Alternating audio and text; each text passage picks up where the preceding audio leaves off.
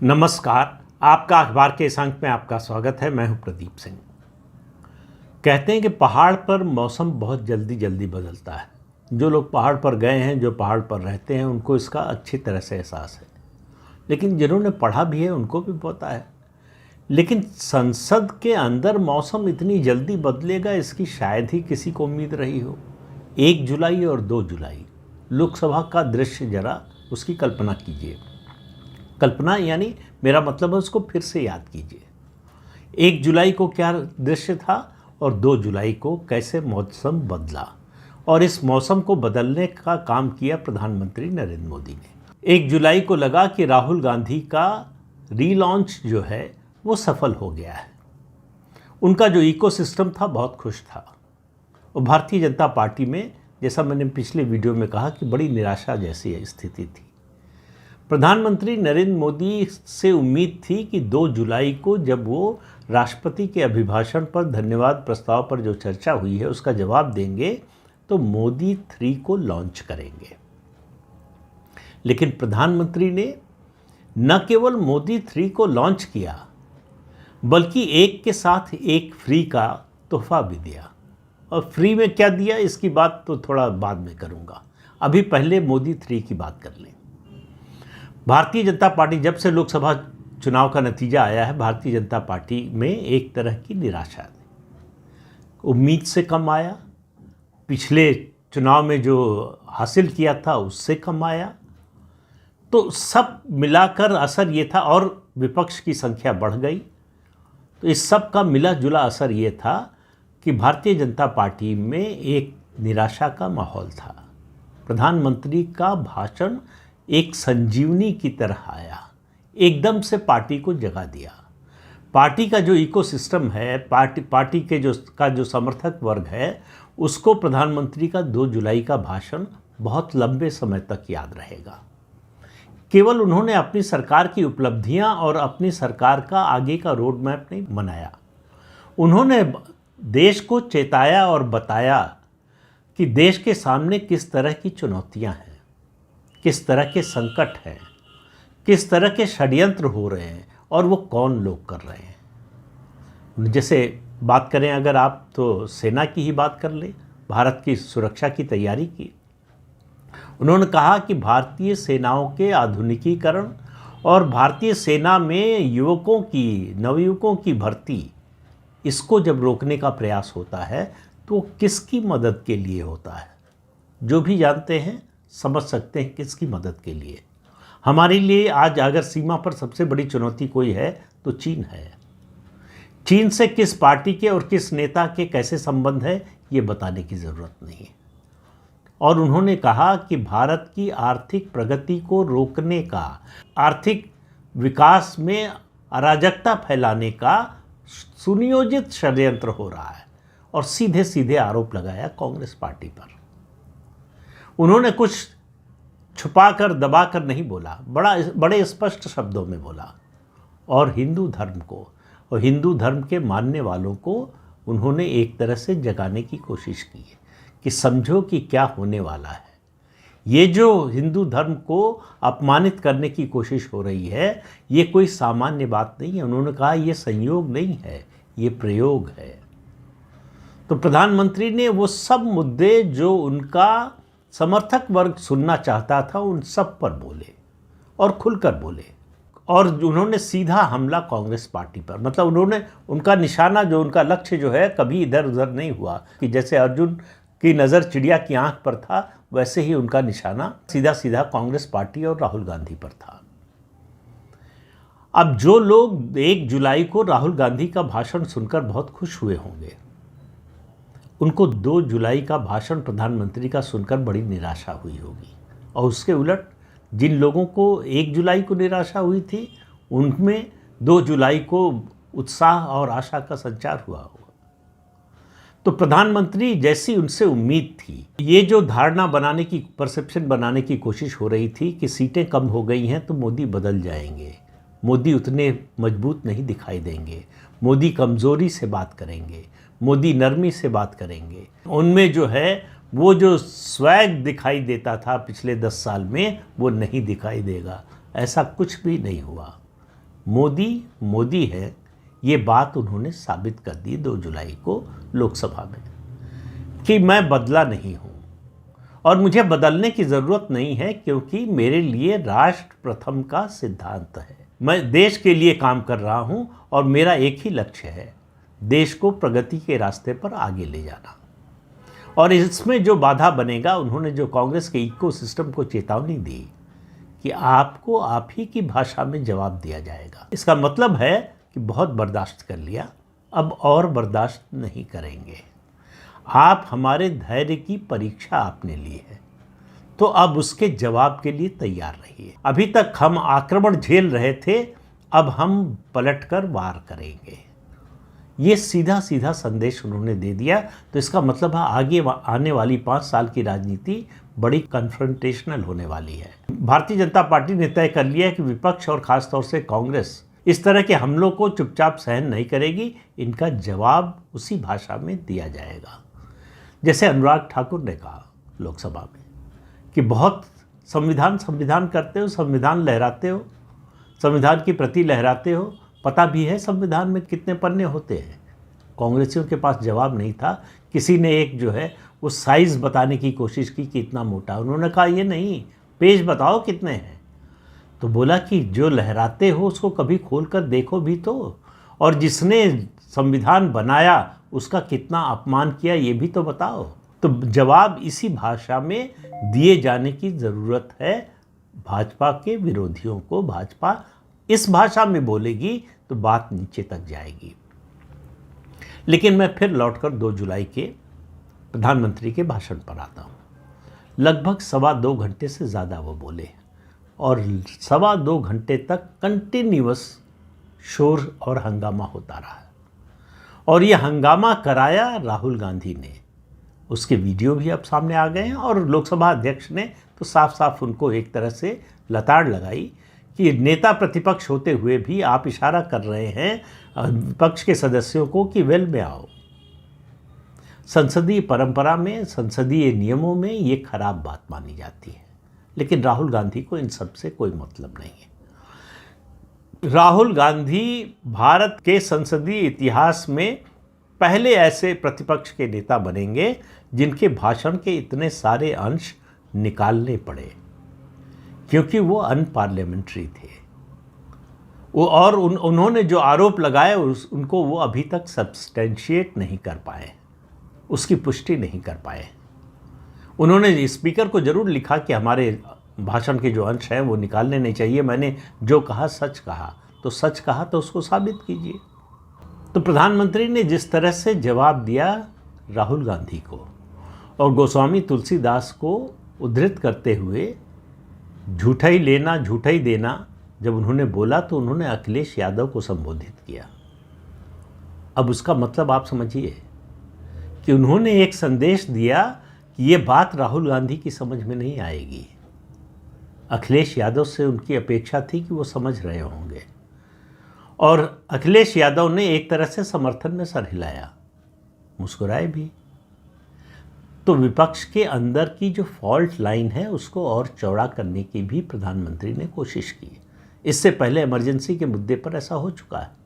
ये इमरजेंसी के मुद्दे पर जब लोकसभा अध्यक्ष ने निंदा प्रस्ताव जो है रखा पास करने के लिए, तो कांग्रेस के लोग विरोध में खड़े हुए, लेकिन राहुल गांधी के बगल में बैठे हुए अखिलेश यादव नहीं खड़े हुए, टीएमसी के लोग नहीं खड़े हुए, डीएमके के लोग नहीं खड़े हुए, आरजेडी के लोग नहीं खड़े हुए, समाजवादी पार्टी के लोगों के खड़े होने का तो सवाल ही नहीं था। तो विपक्षी दलों में जो राष्ट्रीय महत्व के मुद्दे हैं उन पे बहुत से ऐसे मुद्दे हैं जिन पर गहरे मतभेद हैं। लेकिन बात जो आज मैं कर रहा हूँ वो इस पर नहीं, विषय ये नहीं है। विषय ये है कि प्रधानमंत्री नरेंद्र मोदी ने मोदी 3 को बहुत ज़ोरदार ढंग से लॉन्च किया। बताया कि बच के रहना, 10 साल जो झेला है अब नहीं झेलूंगा। 10 साल आपने जो षड्यंत्र किया है उस षड्यंत्र का जवाब आपको आप ही की भाषा में दिया जाएगा। दूसरा संदेश उन्होंने जो एक बार फिर से दिया, कई बार कह चुके हैं कि करप्शन के खिलाफ जो ज़ीरो टॉलरेंस की उनकी नीति है, उस पर सरकार तेज़ी से आगे बढ़ेगी। ये सारे करप्ट नेताओं के लिए एक संदेश है, उनके लिए चेतावनी भी है और उनके लिए संकट का भी समय है। और कोई गलतफहमी न रह जाए इसलिए उन्होंने बड़ा स्पष्ट कर दिया, राहुल गांधी से कहा कि हज़ारों करोड़ के हेरफेर के मामले में जमानत पर रिहा हो, ये भी संदेश दिया। तो 1 जुलाई को जो लग रहा था कि राहुल गांधी की सफल लॉन्चिंग हो गई है, प्रधानमंत्री ने एक के साथ एक मुफ्त दिया और उन्होंने लॉन्च किया। मोदी 3 तो लॉन्च किया ही, बड़ी सफलतापूर्वक लॉन्च किया। उन्होंने पप्पू 2 भी लॉन्च किया। राहुल गांधी को जिस तरह से बालक बुद्धि बताया और लगातार बताते रहे और उनके झूठ का पर्दाफाश करते रहे कि किन किन मुद्दों पर झूठ बोला, ये मेरी नज़र में बहुत बड़ी बात नहीं है। बड़ी बात यह है कि आप देश के खिलाफ षड्यंत्र कर रहे हैं, देश की प्रगति में रोड़ा अटकाने की कोशिश कर रहे हैं, देश के दुश्मनों का साथ देने की कोशिश कर रहे हैं, प्रत्यक्ष रूप से या परोक्ष रूप से। और सेना के उदाहरण से जो उन्होंने बताया कि भाई अगर सेना में नवयुवकों की भर्ती हो रही है और उसको रोकने का प्रयास हो रहा है तो इससे किसको मदद मिलेगी। सेना का आधुनिकीकरण हो रहा है, उसको रोकने का प्रयास हो रहा है तो इससे किसको मदद मिलेगी। राफेल का भी जिक्र किया उन्होंने कि अपने समय में जो है फाइटर जेट खरीदे नहीं, जब हमने खरीदा तो उसमें अड़ंगा लगाने की कोशिश की। तो अगर फाइटर जेट नहीं आते, रफाल नहीं आता, तो इसका फ़ायदा किसको मिलता। तो प्रधानमंत्री इतना स्पष्ट रूप से जो है इससे पहले बोलने से शायद बचते रहे। तो उन्होंने एक बार फिर राहुल गांधी के भाषणों का, मतलब उनका नाम लिए बिना उनके भाषणों के अंश का जिक्र करते हुए ये साबित किया कि राहुल गांधी एक परिपक्व नेता के रूप में उनकी जो छवि उभारने की कोशिश की जा रही थी, उनकी भारत जोड़ो यात्रा, भारत जोड़ो न्याय यात्रा और उसके बाद उनका 1 जुलाई का भाषण, बहुत से सेकुलरिस्ट जो कांग्रेस के इकोसिस्टम का हिस्सा हैं, जो एक्सपर्ट और राजनीतिक विश्लेषक के रूप में आपको दिखाई देते हैं जगह जगह, वो बल्लियों उछल रहे थे। उनकी खुशी का कोई ठिकाना नहीं था। उनके लिए ये यूरेका मोमेंट था, बस मिल गया। हमें जिस विपक्षी नेता की तलाश थी मोदी के खिलाफ, वो हमें मिल गया।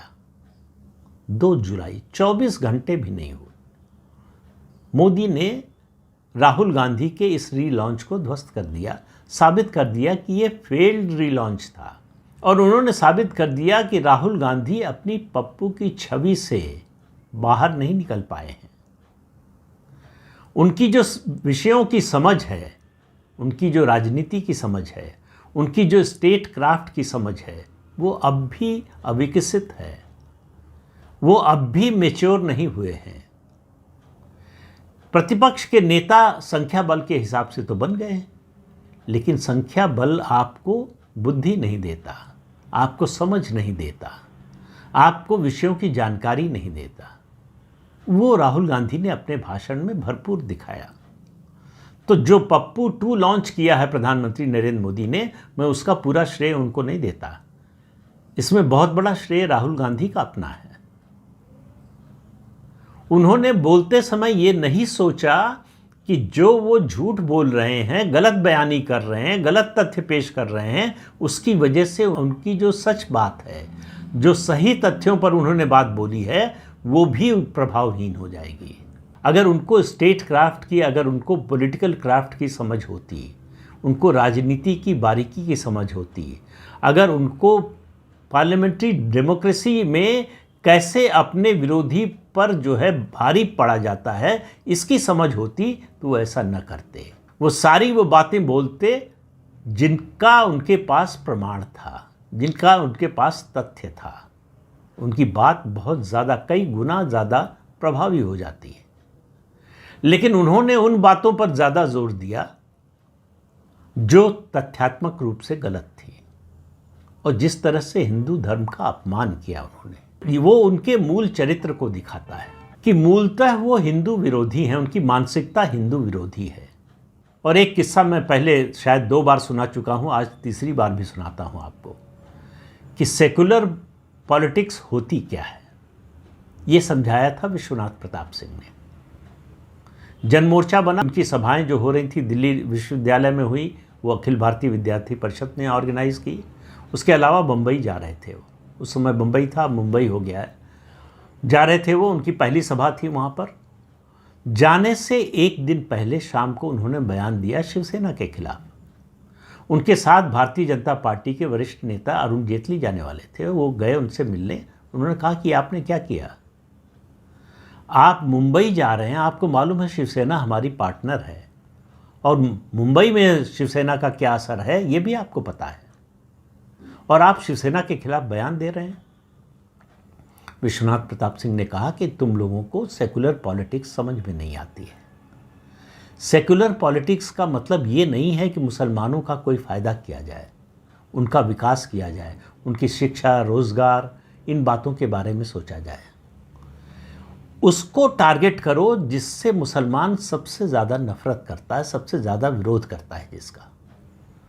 और बताओ कि बम्बई में जो है शिवसेना ज़्यादा नफरत किससे करता है मुसलमान। केवल मेरे इस एक बयान से वहाँ का मुसलमान खुश हो जाएगा। ये बात जो है ये तुम लोगों को समझ में नहीं आएगी। ये जो सेकुलरिज्म की पॉलिटिक्स करते हैं वो समझते हैं। इसलिए इतने, ये उन्होंने नहीं कहा, मैं कह रहा हूँ, इसलिए इतने सालों में, इतने दशकों में कांग्रेस पार्टी ने मुसलमानों को कुछ दिया नहीं, उनके लिए कुछ किया नहीं, लेकिन उनका वोट मिलता रहा, क्योंकि वो टारगेट करते रहे बीजेपी और आरएसएस को, जिनको मुसलमान नापसंद करता है।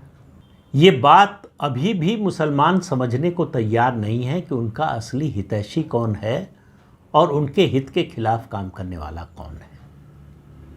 उनके लिए अपने दुश्मन, राजनीतिक दुश्मन यानी भारतीय जनता पार्टी और संघ को निपटाना ज़्यादा महत्वपूर्ण है, बजाय अपनी कौम, अपने समाज के उत्थान के। तो राहुल गांधी जो कर रहे हैं वो उसी योजना के तहत कर रहे हैं, वो उसी सेकुलरिज्म का जो सिद्धांत है उसी के तहत कर रहे हैं। ये हिंदू धर्म का अपमान करना, हिंदू संस्कृति का अपमान करना, उसका मजाक उड़ाना, लगातार उपहास करना, और देवी देवताओं के चित्र का जिस तरह से उन्होंने प्रदर्शन किया वो अत्यंत अशोभनीय था। ये घटना ये भी साबित करती है कि उनमें परिपक्वता अभी तक नहीं आई है। सार्वजनिक जीवन में, राजनीतिक जीवन में किस तरह का व्यवहार करना चाहिए ये अभी तक उनको समझ में नहीं आया। उनका पूरा आचरण जो है वो छात्र संघ के एक नेता की तरह का होता है, जो कुछ भी बोल सकता है, किसी के भी खिलाफ बोल सकता है, बिना सोचे बोल सकता है, बिना तैयारी के बोल सकता है, बिना जानकारी के बोल सकता है। तो राहुल गांधी ने वो सब 1 जुलाई को किया, और 2 जुलाई को उनका चेहरा जब जब लोकसभा टीवी पर दिखाया गया, देखकर आपको समझ में आ गया होगा उनको कितना बड़ा झटका लगा है। 2.25 घंटे तक 73 साल का व्यक्ति लगातार बोलता रहा और हल्ला मचाने वाले थक गए, कोई भी असर नहीं पड़ा। प्रधानमंत्री नरेंद्र मोदी अपने भाषण से जरा भी इधर उधर नहीं हुए, और अंत में हंसते हुए कहा भी कि आज मुझे बड़ा मज़ा आया। और एक टिप्पणी और की थी जिसका जिक्र मैंने कल भी किया था। उन्होंने कहा कि जब तर्क खत्म हो जाते हैं तब हल्ला मचाते हैं लोग। तो इस हल्ला मचाने ने, इस शोरगुल ने, और राहुल गांधी के इशारे पर विपक्ष के जो सांसद वेल में गए, उसने साबित किया कि राहुल गांधी अभी भी पप्पू की इमेज से बाहर नहीं निकले हैं। तो 2 जुलाई को मोदी 3 की लॉन्चिंग हुई शानदार, और उतनी ही शानदार लॉन्चिंग हुई पप्पू 2 की। इसका, इन दोनों का श्रेय प्रधानमंत्री नरेंद्र मोदी को जाता है कि उन्होंने अपने एक भाषण से राहुल गांधी को उनकी पुरानी छवि में लौटा दिया, और ज़्यादा जो है प्रभावी ढंग से लौटा दिया। देश को ये बता दिया कि आप गलतफहमी मत रहिए कि ये बदल गए, बल्कि गंभीर चेतावनी भी दी कि ये ऐसे काम कर रहे हैं जो देश के हित में नहीं है। तो राहुल गांधी की एक राष्ट्र विरोधी छवि भी उन्होंने कर दी। इसका असर बड़े लंबे समय तक रहेगा। ये मानकर चलिए, ये इसका असर जो है, ये ऐसा भाषण नहीं है जो एक दिन में इसका असर ख़त्म हो जाएगा। इसके असर से निकलने में कांग्रेस को बड़ी मशक्क़त करनी पड़ेगी, फिर भी निकल पाएंगे कि नहीं कहना मुश्किल है। तो इस अंक पे इतना ही, अगले अंक में फिर मिलेंगे। आपसे अनुरोध है कि ये चैनल देखिए, शेयर कीजिए, लाइक कीजिए और सब्सक्राइब ज़रूर कीजिए। नमस्कार।